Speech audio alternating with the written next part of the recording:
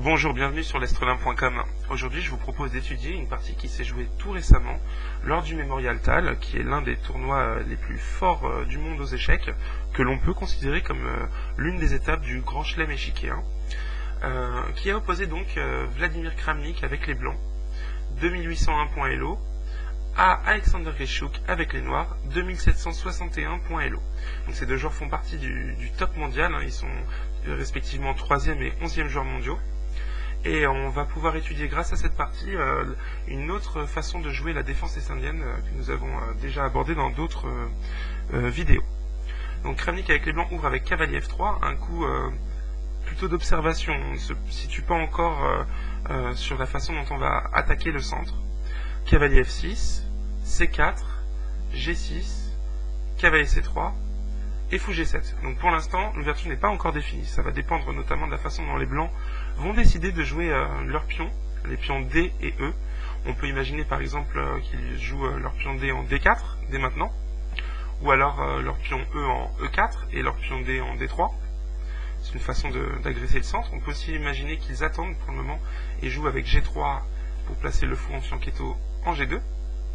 Voilà, c'est autant de manières de jouer l'ouverture qui montrent la souplesse du jeu blanc. Ici, Vladimir Kramnik joue E4, un coup intéressant qui est en fait affaire de goût, puisqu'ici il désire éviter certaines lignes d'ouverture, comme la Grunfeld, dans laquelle on peut transposer si on joue naturellement D4 à la place. Et voilà, les Noirs peuvent y arriver en jouant D5. Voilà, donc Vladimir Kramnik a joué E4, et maintenant les Noirs ont joué D6. Alors D6 c'est très simple, c'est un coup pour dissuader les Blancs de pousser encore leur pion au centre, mais en fait on peut s'en passer, puisque si les Noirs jouent simplement Roc, les Blancs n'ont pas intérêt à pousser le pion en E5 pour chasser le cavalier, comme nous l'a déjà montré par le passé Bobby Fischer, notamment dans une variante très proche de celle de la partie. Puisqu'après E5, que je considère comme un coup mauvais stratégiquement, les Noirs peuvent se replier en E8, et maintenant les Blancs vont devoir se battre pour réussir à garder un pion en E5.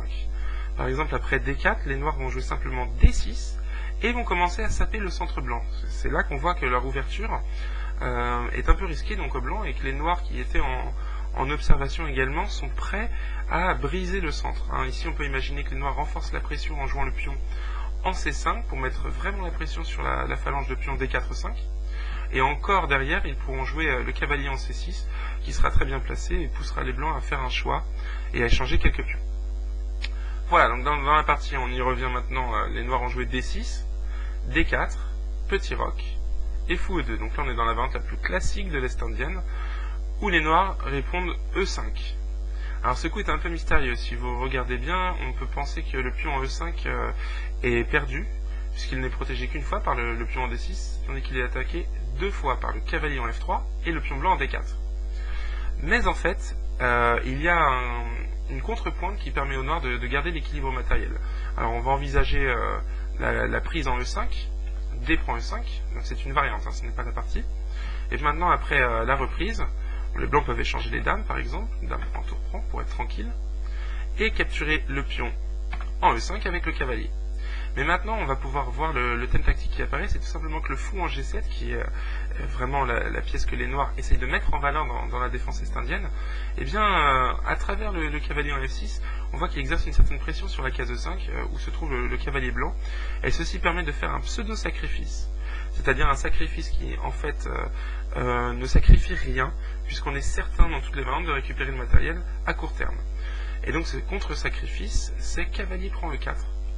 Qui sacrifie le cavalier noir, on peut le récupérer tout de suite avec cavalier prend E4, comme on va le voir, mais qui laisse en prise le cavalier blanc en E5.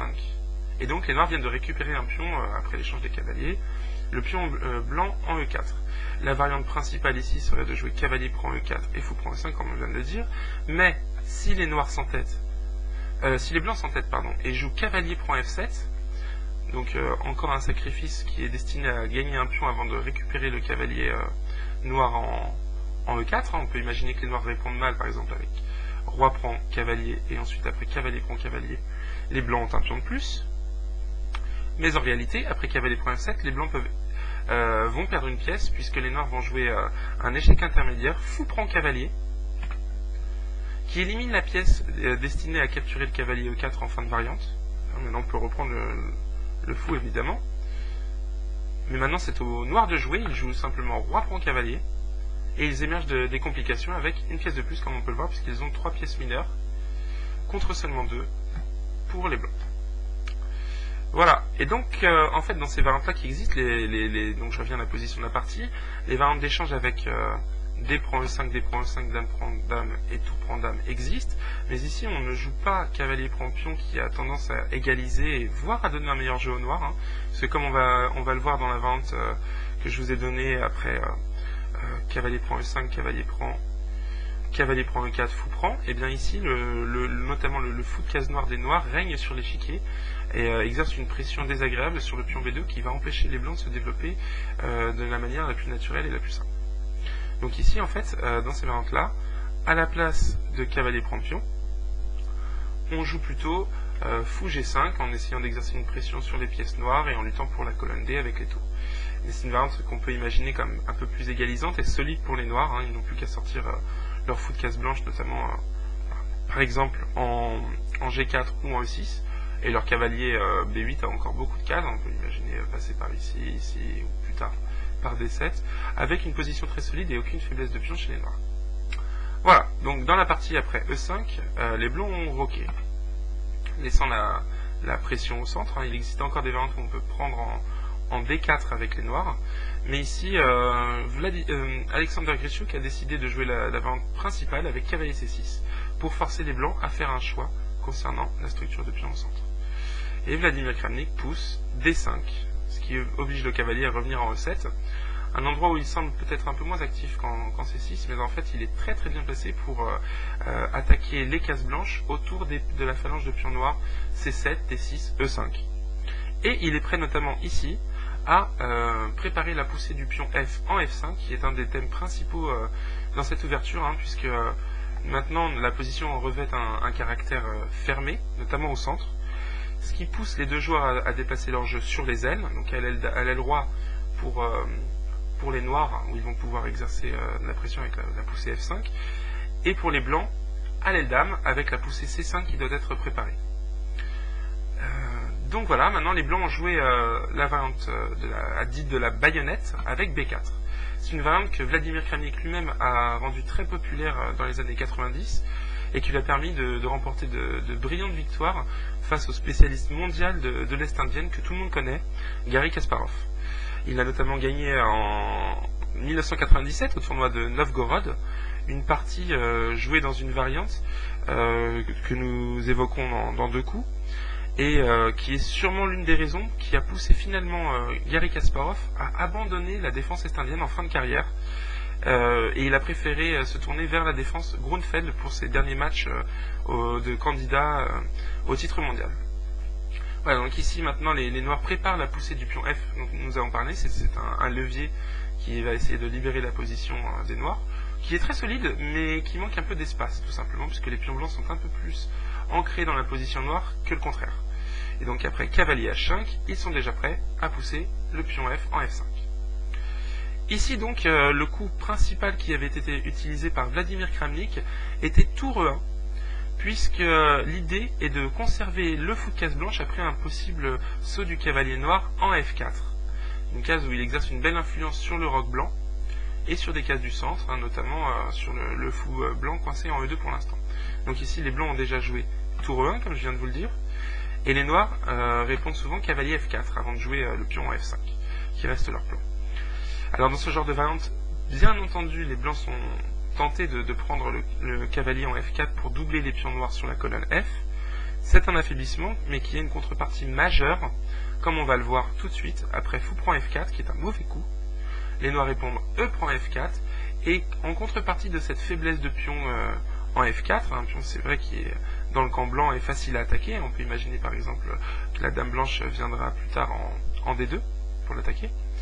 En contrepartie, cette capture de pion a libéré le fou G7, qui est devenu un monstre, qui n'a même plus d'opposants chez les blancs, et qui règne totalement sur la grande diagonale, jusqu'à la tour en A1, et qui va permettre aux noirs d'avoir un jeu très simple. Je pense même que les noirs ont déjà l'avantage dans cette position. C'est pourquoi, après cavalier F4, le coup normal est de jouer le fou plutôt en F1. On conserve toutes nos chances, et on arrive dans des variantes très compliquées. Je ne vais pas rentrer dans le débat jusqu'au bout, mais pour vous donner un ordre d'idée de ce qui se passe, les noirs peuvent essayer de saper le jeu blanc à l'aile dame, en jouant A5 tout de suite, et les blancs peuvent bien sûr pas jouer le pion A3 pour protéger, puisqu'après A prend B4, le pion A3 est cloué, sous peine de perdre la tour A1 qui n'est pas protégée. Et donc après A5, on joue généralement pion prend, tour prend, et cavalier D2, donc on va ramener les pièces pour tout de suite préparer le contre-jeu à l'aile dame. Le cavalier va pouvoir se situer en B3 pour attaquer la tour et préparer la poussée du pion en C5, pardon. Et si les noirs essayent de bloquer par exemple avec C5, les blancs vont simplement jouer leur pion en A4, puis jouer le cavalier en B3, pousser le pion en A5, et créer du jeu avec notamment une pression exercée sur la case A6 où ils pourront peut-être un jour percer. Voilà le genre de variante qui est joué dans cet ordre d'idées. Ici donc, Vladimir Kramnik revient à l'ancien coup qu'il a dû préparer à la maison. On sait que Vladimir est connu pour un travail d'ouverture rigoureux et des nouveautés régulières et qui changent l'évaluation des variantes.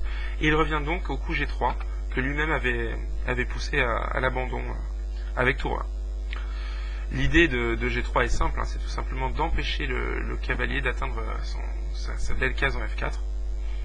Mais ça a aussi une contrepartie, c'est que les cases blanches autour du roi blanc sont maintenant bien affaiblies, d'autant que le fou est en E2 et non en G2, là où est sa place naturelle maintenant que le pion est en G3. Alors ici, les noirs continuent leur plan logique avec F5, puisque la poussée G3 notamment affaiblit la case F3, donc l'ouverture de la colonne F avec une tour en F8 est maintenant vraiment très tentante. Et les blancs jouent cavalier G5. Alors, qu'est-ce que vient faire ce cavalier en G5? Quel est ce coup qui joue une deuxième fois la même pièce alors que le développement n'est pas terminé? Eh bien pour l'instant c'est très simple, c'est une question concrète qui est posée au cavalier en H5 qui a attaqué 2 fois par la dame et le fou blanc. Et donc les blancs menacent tout simplement de gagner un pion en H5. Ce qui force le cavalier à revenir en F6. Mais sa mission est accomplie, il a laissé passer le pion F, donc maintenant il peut revenir pour exercer une plus forte pression sur le pion E4. Et ici, Vladimir Kramnik innove, puisque un peu plus tôt dans l'année, il avait joué contre Anish Giri, un autre prodige actuel des échecs.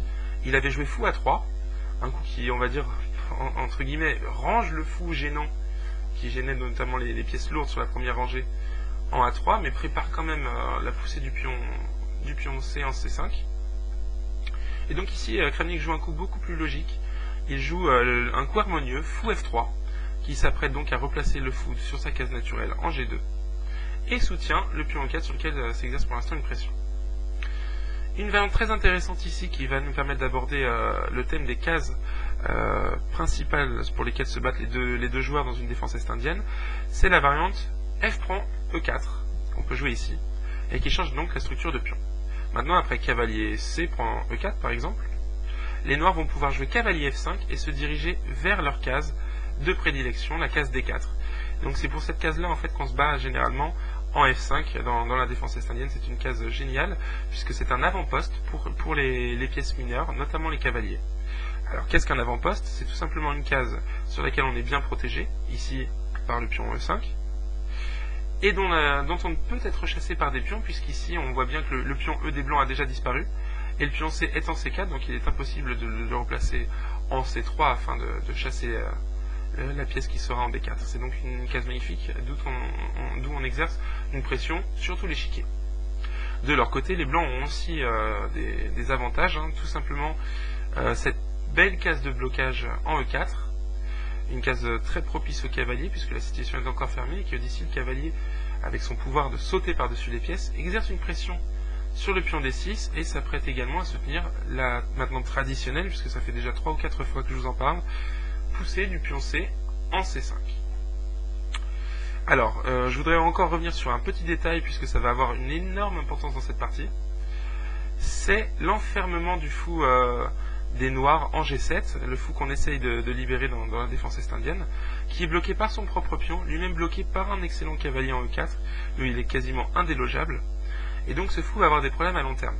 il est très difficile pour les noirs de trouver du jeu pour ce fou. Et c'est généralement grâce à ça que les blancs tirent un petit avantage de la défense est-indienne. Donc on en revient à la partie après fou F3. Et ici les noirs ont joué pour leur deuxième levier. Ils essayent vraiment de briser le centre blanc complètement. Et ils jouent C6. Donc on voit maintenant une tension exercée en E4. Une tension exercée en D5. Et on peut imaginer plus tard une autre tension exercée par la poussée du pion B en B5 pour être certain de faire exploser le centre des blancs et ainsi diminuer leur rayonnement sur l'échiquier. Kramnik joue avec sang-froid le fou en G2, un coup prophylactique qui évite d'éventuels problèmes plus tard sur la case F3. Et ici, les noirs ont opté pour la chasse du cavalier en G5 avec le pion en H6. À la place de ce coup, il existe encore une autre variante. On voit que la défense est-indienne est très très riche. On peut par exemple commencer tout de suite à saper le centre blanc par la prise en D5. Pion prend D5. Et ça pose une question intéressante aux blancs. Ça va être l'occasion notamment ici de comprendre mieux la façon dont on va jouer les pions dans cette ouverture. Comment reprendre? On peut éventuellement capturer du cavalier, mais ça encourage les noirs à échanger des pièces. Et quand on est en retrait, qu'on manque un peu d'espace, on est toujours content d'échanger des pièces. Donc c'est pas un choix que les blancs vont faire de plein gré. Ici, ils ont plutôt envie de prendre soit du pion C, soit du pion E. Alors chaque poussée a ses avantages et ses inconvénients, comme on va le voir. Par exemple, la prise du pion E conserve une belle structure de pion et une majorité à l'aile dame, avec 4 pions contre 3, et donc encore le plan simple de pousser le pion en C5, afin de se créer un pion passé à terme. Mais dans ce genre de variante, le problème, c'est qu'on n'a plus le contrôle de la case E4, et qu'après un coup simple comme E4, justement, les noirs vont pouvoir libérer l'action de leur fou, qui exerce ici encore une énorme influence sur la grande diagonale. Il y a également la belle case en E5, qui a l'air inaccessible au cavalier noir, mais après des coups comme H6, chassant le cavalier, et G5, on va pouvoir passer par la case G6 pour y parvenir. Et une fois que ce sera fait, même si c'est un peu lent, les noirs ont un bon avantage d'espace à l'aile roi et des cases sur lesquelles exercer de la pression. Par exemple, on peut imaginer un jour, ce serait le rêve, que le cavalier arrive tranquillement en D3. Et si vous connaissez un petit peu les échecs, vous saurez que le premier champion du monde, Wilhelm Steinitz, a dit donnez-moi un cavalier sur la 3e ou sur la 6e rangée, respectivement selon son camp, et je vous gagnerai toutes les parties du monde. Voilà, ça vous donne un peu, c'est bien sûr des mots qui sont très forts et un peu exagérés, mais qui vous montrent à quel point c'est important et fort d'avoir des cavaliers ancrés dans la position adverse, notamment ici, sur un autre avant-poste. Et donc si dans cette position on reprend du pion C, ce que je pense être le meilleur choix, on brise un peu la structure de pion à l'aile dame, on se prive notamment du plan de poussée C4, C5, mais après des coups comme pion prend, cavalier prend, et cavalier prend, les deux camps ont de quoi avoir de l'espoir, et les blancs peuvent encore avoir un petit avantage, notamment grâce à ce magnifique cavalier bloqueur du pion noir en E5, qui exerce une pression sur le pion isolé en D6, et qui gêne, encore une fois, le fou en G7. De leur côté, les noirs ont aussi de l'espoir, puisqu'ils vont pouvoir jouer leur cavalier via F5, éventuellement jusqu'à D4. Ils vont pouvoir également exercer une pression sur la colonne F grâce à leur joli tour et la colonne semi-ouverte, pression qui pourrait être augmentée plus tard par un éventuel saut de la dame en B6, où elle exercera une pression sur le pion F2 tout en attaquant le pion en B4.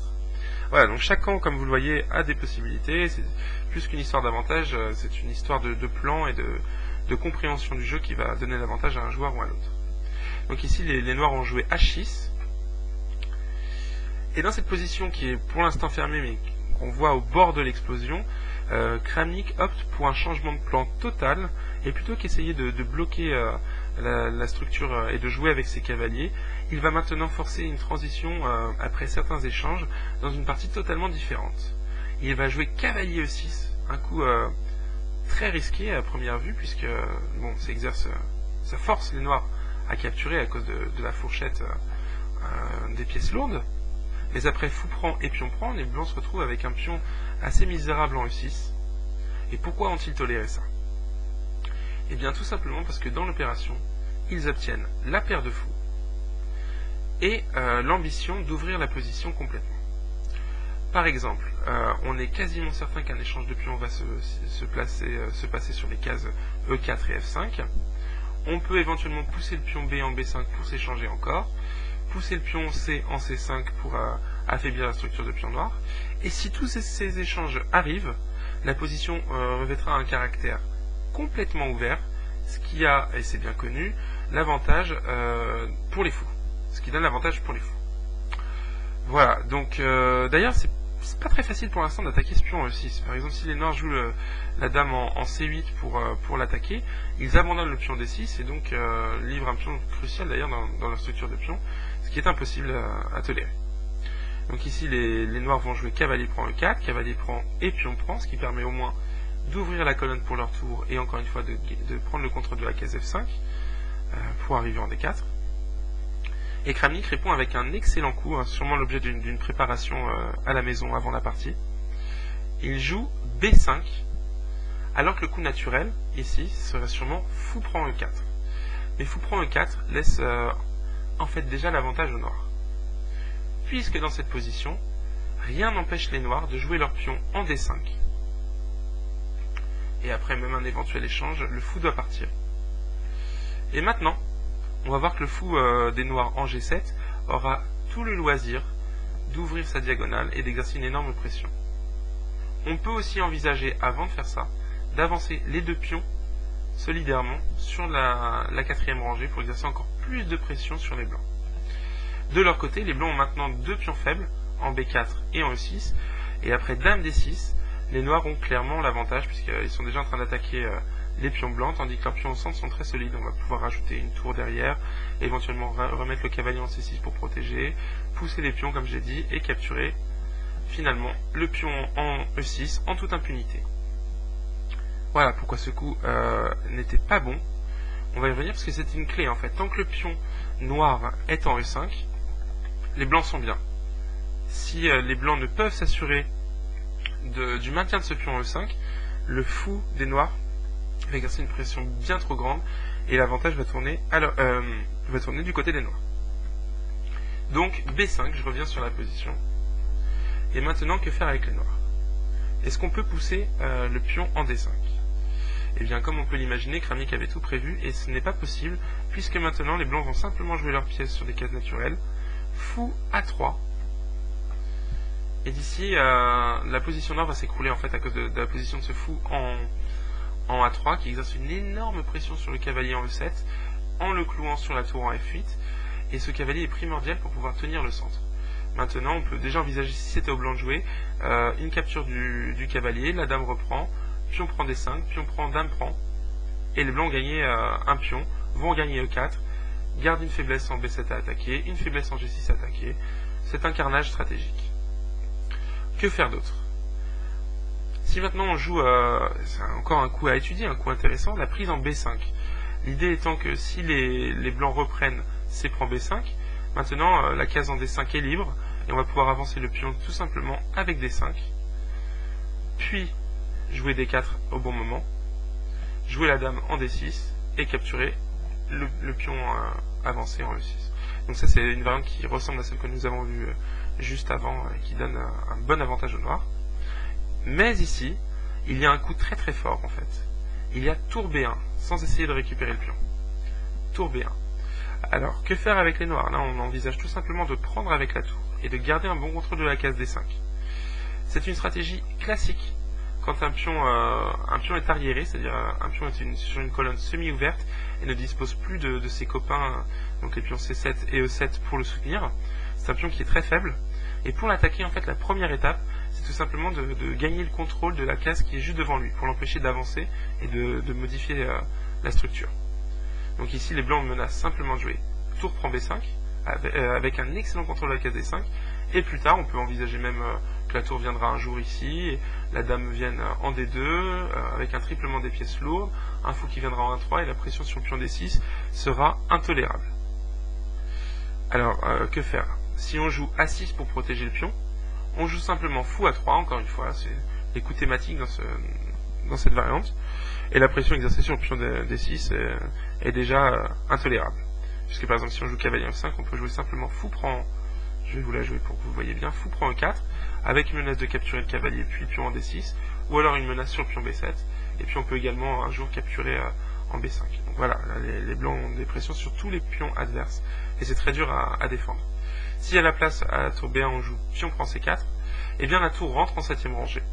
Tout simplement. Encore un principe de jeu classique, connu, les tours sont faites pour jouer sur la 7ème rangée. Et on pourrait penser qu'ici les noirs ont le contrôle du centre et vont pouvoir jouer mobiliser leur pion, hein, jouer D5 puis éventuellement D4, C3, D3. Mais ici si on joue D5 on est puni par tour D7, la petite pointe tactique qui gagne les pions au centre à court terme et va permettre aux blancs d'avoir un avantage décisif. Et donc voilà, c'est une variante à éviter. Donc voilà pourquoi Grischuk, après B5, a joué la tour en F6, dans le but de simplement prendre le pion E6 qui traîne.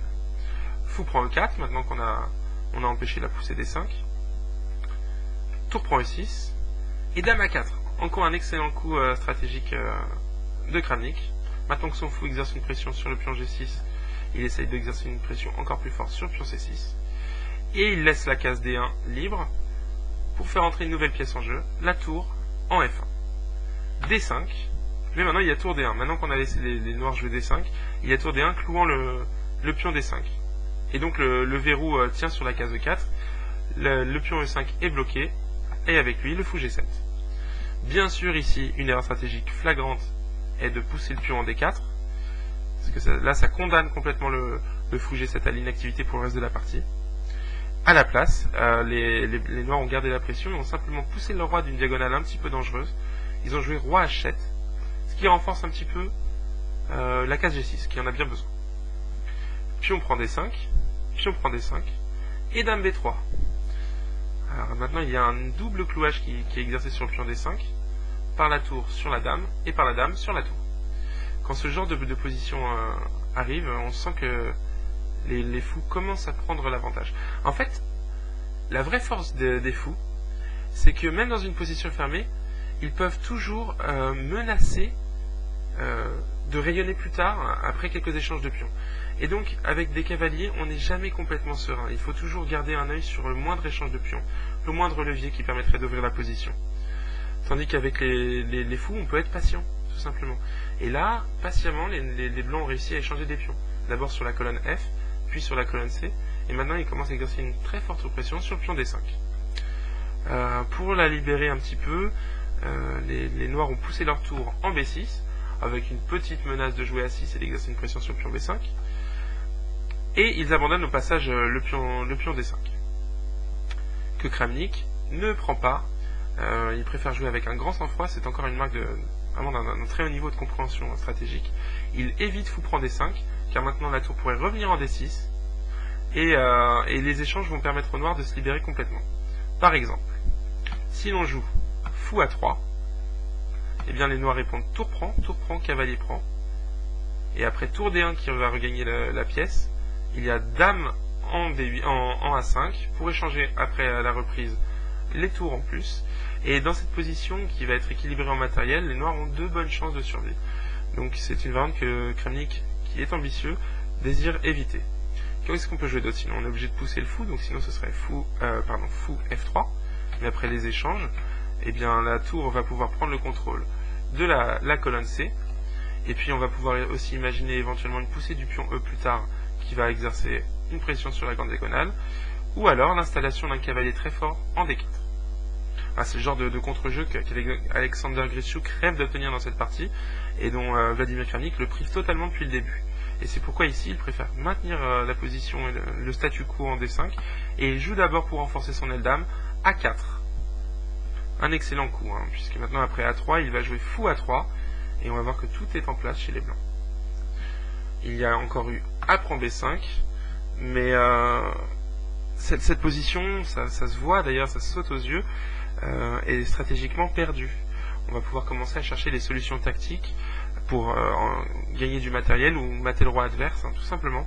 Puisqu'ici on voit une cohésion des pièces chez les noirs complètement brisée. Le fou G7 est au chômage, le cavalier en E7 est un simple défenseur du pion D5, et il est sous une pression qui fait qu'en fait il ne défend rien. La dame est dans le même cas, elle n'est pas là pour défendre le pion D5, mais en fait le cavalier en E7, donc le pion D5 est bel et bien perdu. La tour en B6 est dans une position complètement incongrue, et les autres pions sont très faibles. G6, B7 et B5 sont très faibles. Ici, il y avait deux coups qui sont très très forts. Il y a fou prend E7, le coup de la partie. Encore une transition dans une position avec un autre type d'avantage. Mais il y avait simplement A5, un coup amusant, puisque maintenant les noirs ne peuvent prendre le pion avec la tour, sous peine de subir une double attaque. Fou prend cavalier, qui attaque la dame et la tour. Et donc gagne une pièce, puisque maintenant si on joue malin et qu'on joue tour prend tour, il y a fou prend dame, et après tour prend tour et dame prend, les noirs ne peuvent récupérer encore le fou en E4, car ils perdent la tour avec l'action du fou en D8. Voilà, donc dans ce genre de position, il fallait éviter on pouvait jouer A5, mais les blancs ont choisi de jouer fou prend E7, une variante calme, et après dame prend E7 et tour prend D5, ils commencent à encaisser les pions noirs qui vont tomber les uns après les autres. Alors là, pour éviter de perdre le pion B5, qui est cloué, maintenant que la tour n'est plus protégée par la dame en E7, les noirs ont poussé B4. Et les blancs, de leur côté, ont poussé A5. Alors, on va voir ici que les blancs ont complètement gagné la bataille stratégique, je l'ai évoqué il y a une minute, et notamment grâce à ce fou en E4. Dans cette position, les pièces sont donc des pièces lourdes plus un fou de couleur opposée, case blanche pour les blancs, case noire pour les noirs. Et dans ce cas-là, le joueur qui a l'avantage est celui qui a le plus d'activité, celui dont généralement le fou est le plus actif, le plus menaçant, peut remporter la partie et jouer pour l'avantage. En revanche, si les pièces lourdes sont amenées à disparaître, une finale avec simplement des fous de couleur opposée et des pions a tendance à être très annulante. Ça, c'est des choses que vous pouvez apprendre, des principes à connaître. Mais ici, le fou en E4 rayonne, il tape sur la faiblesse en B7 et sur le pion en G6, et il bloque encore totalement le fou en G7 à cause du pion en E5. Voilà, si vous comparez juste ces deux pièces, vous comprendrez mieux pourquoi les blancs sont en train de gagner. C'est une chose qui est peut-être hors de vue quand on ne connaît pas ces principes, mais dès qu'on les connaît, ça saute aux yeux. Voilà, donc ici, les noirs ont joué dame F7 pour essayer de clouer la tour sur la dame en B3. Et Kramnik passe aux choses sérieuses et va maintenant jouer l'action décisive. C'est probablement le coup le plus fort de la partie maintenant. H5, avec une terrible menace toute simple, de H4 pour jouer H5. Et gagner le pion G6. Donc faire s'écrouler en plus la défense de l'aile roi chez les noirs. Ce qui a forcé Grischuk à jouer un coup, probablement un contre-cœur, H5 pour bloquer le pion. Et nous en arrivons déjà au dernier coup de la partie, donc je vous invite à mettre pause et à essayer de deviner ce coup. Voilà, pour les autres, je vais donner la solution dès maintenant. En fait, Kramnik va jouer un coup en arrière, il va jouer dame D1, un coup extrêmement fort. Et ça va forcer l'abandon de Grischuk.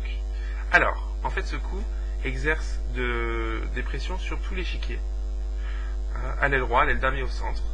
Notamment, en doublant les pièces lourdes sur la colonne D, il menace une intrusion décisive de la tour en D7.